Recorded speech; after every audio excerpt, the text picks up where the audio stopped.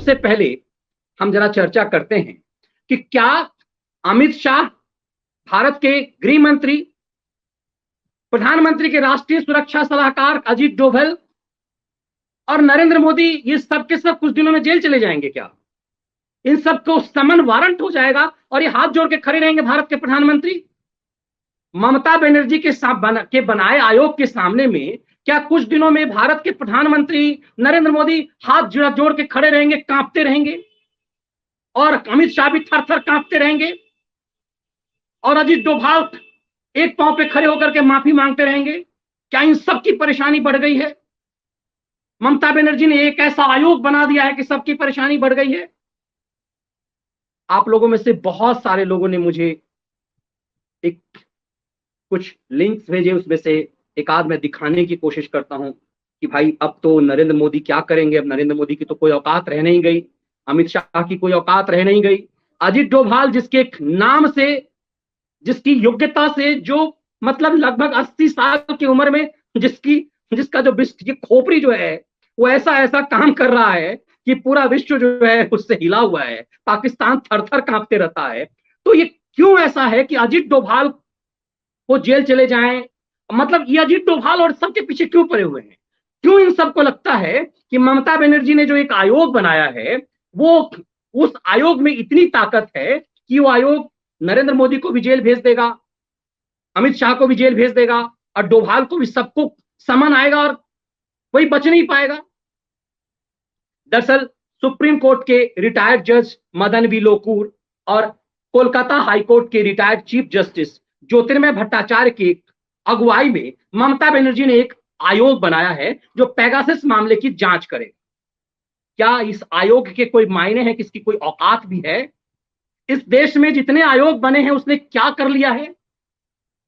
जरा हम, चूंकि मैंने भी लंबे समय, भाई मैंने भी घास नहीं छिला है, 20 साल जो मेन स्ट्रीम मीडिया में जर्नलिज्म की है उसमें ज्यादातर वक्त मेरी अदालत की रिपोर्टिंग में बीती है, तो थोड़ी बहुत बुद्धि मुझे भी है, मैं भी थोड़ा थोड़ा कुछ समझता हूं। लेकिन वो पत्रकार, वो संपादकों का टीम जो कहा करता था कि टेलीविजन में पढ़े लिखे लोगों की जरूरत नहीं है, बार बार क्यों लगता है कि ऐसे लोगों की को पढ़ने लिखने की जरूरत थी? अब जरा देखिए कि जस्टिस ज्योतिर्मय भट्टाचार्य, मदन बी लोकुर, आयोग बना दिया गया, आयोग बनाने का अधिकार है।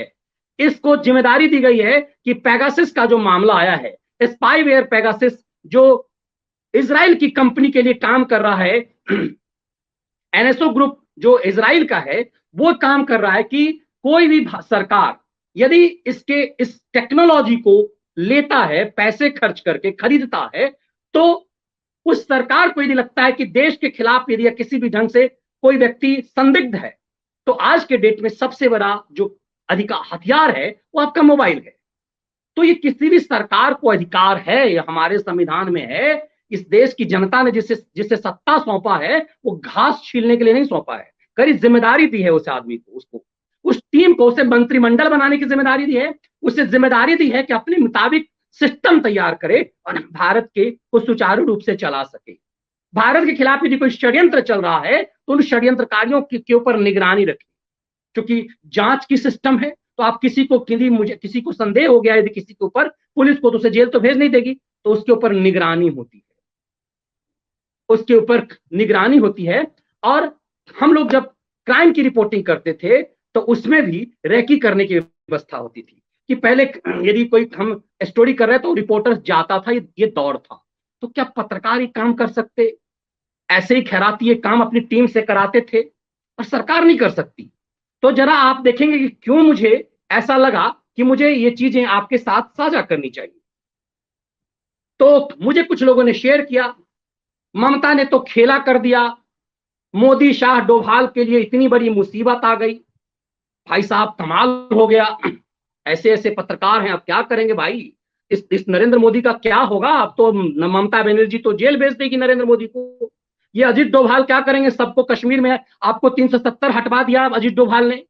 इस अजीत डोभाल के कारण कश्मीर में आज शांति है। पत्थरबाज जो 500-500 रुपए पे जो पत्थर मारने के लिए कूदते रहते थे, शांतिप्रिय समुदाय के जो बेरोजगार युवक, वो सब गायब हो गए। ये आदमी गया एक दिन वहां जाकर के बिरयानी खाया, पता नहीं क्या किया। जिस दिन आज आने वाला है वो 5 अगस्त और 6 अगस्त, वो 5 अगस्त और 6 अगस्त भारत के इतिहास को बदल देने वाला है। और इसीलिए 5 अगस्त और 6 अगस्त को ये जो राम जन्मभूमि की जो भूमि पूजन है वो अगले साल 2019 के 5 अगस्त को राज्यसभा में और 6 अगस्त को लोकसभा में 370 पास कर दिया गया, काम खत्म। और अगले साल राम जन्मभूमि का शिलान्यास प्रधानमंत्री ने उसी 5 अगस्त को चुना। तो पता नहीं फिर 5 अगस्त को क्या होगा। अब जरा देखिए कि उसके बाद इस चीज को साबित करने के लिए मुझे इस तरह की भी तस्वीर लोग भेज रहे हैं कि भाई ये तो ग्रुप बैठा करके कह रहा है कि ममता बनर्जी ने मोदी साहब डोभाल के लिए खड़ी कर दी नई मुसीबत। भैया अब क्या होगा इन लोगों का?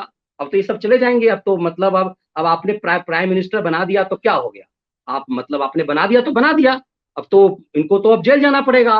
अब इस चीज को समझिए कि ये खेला, इस तरह का खेल दरअसल होता क्यों है, ये चीजें, इस तरह के मामले होते क्यों हैं। इस पूरी प्रक्रिया को जब आप इस चीज को समझने की कोशिश करेंगे तो आपको लगेगा कि पूरा जो गेम है, पूरा जो षड्यंत्र है, वो इस लिहाज से होता है कि कैसे परसेप्शन तैयार किया जाए, कुछ भी बोला जाए, कुछ भी खेला किया जाए, और इसके अपने तरीके के अपने अपने मायने हैं। ये सब के सब इस चीज में लगे हुए हैं और अपने एजेंडे को फुलफिल कर रहे हैं। तो क्या इसमें कोई दम भी है? दरअसल हमने इस चीज को रिसर्च भी किया। हमने, चूंकि मैं ही खुद बोल दूं तो आपको भी लगेगा कि मनीष जी आपने तो मतलब अपने ढंग से, हमने इस चीज को पढ़ा और सुप्रीम कोर्ट के एक बहुत काबिल जज हुए जस्टिस अशोक कुमार गांगुली, एक एक गांगुली, जिसने इस देश में कई हिस्टोरिकल जजमेंट दिया। और एक एक गांगुली से बीबीसी ने भी इस पर सवाल जवाब किया कि जस्टिस गांगुली, ये जो आयोग है उसके क्या मायने हैं।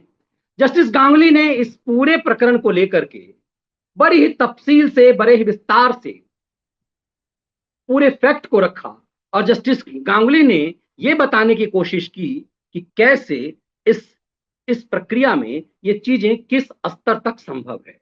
जस्टिस गांगुली ने कहा कि ये जो आयोग है और ये जो पूरा मामला है वो सेंटर के अंदर आता है। और सुप्रीम कोर्ट के पूर्व न्यायाधीश जस्टिस ए के गांगुली कहते हैं कि चूंकि ये इंटरसेप्शन का मामला पूरी तरह से केंद्रीय सूची के अंतर्गत आता है, इसीलिए राज्य सरकार आयोग का गठन नहीं कर सकती और ऐसा करके राज्य सरकार अपने अधिकार क्षेत्र का उल्लंघन किया है। वे कहते हैं कि जांच आयोग अधिनियम 1952 के धारा 3 के तहत स्थापित किया गया है और धारा 3 उपयुक्त सरकार की बात करती है। और उपयुक्त सरकार क्या है? इस मामले में उपयुक्त सरकार सिर्फ केंद्र की सरकार होगी। और इस पूरे मामले में जस्टिस गांगुली ने पूरी इस संवैधानिक व्याख्या करके इन तमाम चीजों को स्पष्ट कर दिया है। और जस्टिस गांगुली ने एक रूप में समझाते हुए कहा कि जैसे रक्षा का मामला है तो इस रक्षा के मामले में कभी भी इस तरह के मामले में कोई राज्य सरकार कुछ नहीं कर सकती है। हर चीज का आयोग बनाने का अधिकार है कि राज्य सरकार को, समन भेजने का अधिकार भी है राज्यसभा को। दरअसल इस तरह के जो ऐसे लोग जो ये परसेप्शन तैयार करते हैं, ये आधा सच बोलते हैं। इस तरह के आयोग को सचमुच अधिकार है किसी को समन भेजने का। इस तरह के आयोग को सचमुच अधिकार है कि देश में यदि उसे जांच की जिम्मेदारी दी गई है तो देश में कहीं भी जो कोई ऐसा मामला है उसमें वो जांच की, उसके ऊपर ये जिम्मेदारी ये होगी उसको। और ये स्पाईवेयर जो है ये चूंकि इजराइल का मामला है और भारत एक संघीय ढांचा है भारत का, तो विदेश के मामले में भारत की जो केंद्र की सरकार है वही इस तरह के मामले में इंटरफेयर कर सकती है, राज्य सरकार नहीं। राज्य सरकार देश के अंदर किसी ऐसे चीज का जो घोटाला है उस मुद्दे को उठा सकती है। अब सोचिए कि बिना सिर पैर की चीज जो पार्लियामेंट में उठाया जा रहा है, कैसे ये परसेप्शन तैयार कर लिया जाता है और कैसे आपको भ्रम में डाला जाता है। सालों से दरअसल इस देश की पत्रकारिता इसी ढंग की हुई है जिसे हम सबको समझने की जरूरत है। और इसीलिए मैंने कहा कि देखिए कि कैसे एक माहौल बनाया गया कि डर गया मोदी। तो भैया मोदी को तो घर में घुस जाना चाहिए, काहे को काम करेगा नरेंद्र मोदी। दरअसल ये पूरा जो सालों से जो खैरातियों की टीम है, इन सबकी बेचैनी जो लगातार मैं कहता हूं सिर्फ इसी चीज के है कि देश का प्रधानमंत्री इनको अहमियत नहीं देता, इनका प्रिविलेज छीन लिया गया है, इनका खैरात छीन गया है, तो उल जुलूल हरकत सड़क पे नाचते हैं। बहुत सारों को तो बंगाल में जो है इतना पैकेज मिला, उनका यूट्यूब चैनल, उनका जो वेबसाइट इस ढंग से चला। तो खैर इन छोटे छोटे चिरकुटों के इन चीजों पे नहीं जाकर के, दरअसल आप लोगों ने ये डिमांड किया कि मनीष जी क्या इस मामले में नरेंद्र मोदी के ऊपर कार्रवाई हो जाएगी, अमित शाह के ऊपर कार्रवाई हो जाएगी, अजित डोभाल के ऊपर कार्रवाई। देखिए इस तरह का झूठ फैला करके भी ये सब की सब सुरक्षित रहते हैं, ये फर्जीवाड़ा करके, ये तीन का तार बना करके। आयोग बनाने का अधिकार राज्य को है, इस तरह के आयोग किसी को भी समन कर सकती है, लेकिन किसी चीज की एक सीमा है भाई। समन तो एक दारोगा भी कर सकता है, भारत के प्रधानमंत्री को समन। तो क्या करें कि हर दारोगा को अधिकार दे दिया, कह दिया जाए भाई एक दारोगा को भी तो समन करने का अधिकार है। ये कहा जाता, हम तो पढ़ाई करते रहे ये कि दारोगा को बहुत पावर है।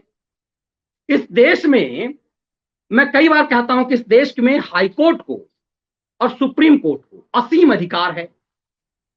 तो किसी मामले में आप याचिका डाले करिए और उस याचिका को लेकर के देश के प्रधानमंत्री को नोटिस कर दे सुप्रीम कोर्ट, तो आप कहेंगे अरे मोदी और शाह को खतरा है। ये परसेप्शन तैयार किया जाता है।